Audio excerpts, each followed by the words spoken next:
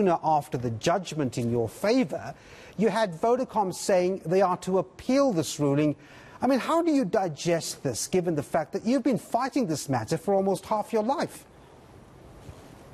Yeah, I mean, I guess, I mean, one would expect it from Vodacom and the kind of battle that we've had over the years, that is the route that they will take. But I mean, they are entitled to an appeal. They can appeal to higher courts.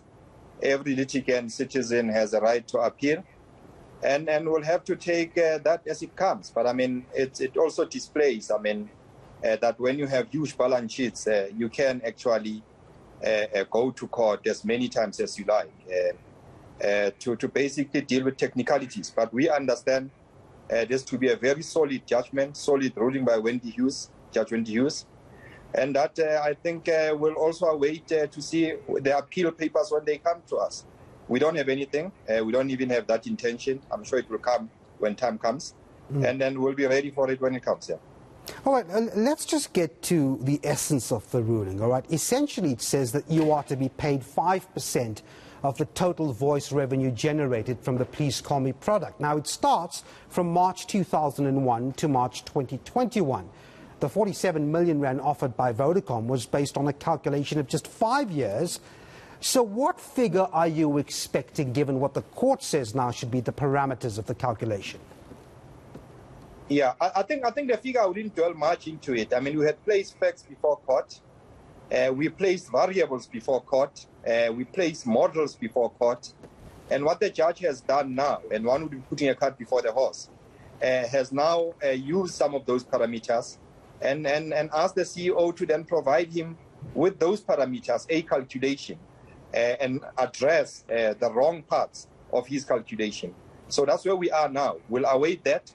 And obviously, I mean, we'll do our own calculations. We've already done it. We'll wait and see what the CEO has. And then we'll compare and contrast it with what we have done. But you've previously asked for 10 billion. Is it anywhere close to that amount? No, let me not be drawn into any amounts. Let's allow the CEO to go and do his calculation. We've always contended that we need a fair compensation in this matter based on accurate revenues. We've placed the facts of those revenues before court. And I mean, Vodacom is on record at the CC in 2015 already, saying that they've generated billions out of this. The first paragraph of Justice Hughes' judgment also reiterates the very same point, that Vodacom generated billions.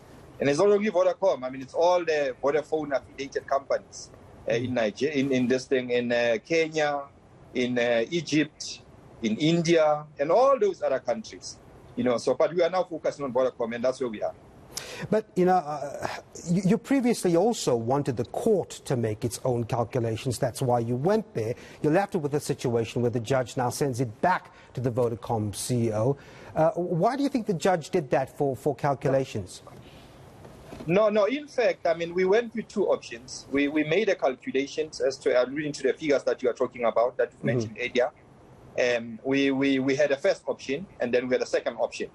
And what the judge has done in this case, she then took the second option with those parameters that we canvassed before the courts. So we know exactly, I mean, what the CEO needs to do.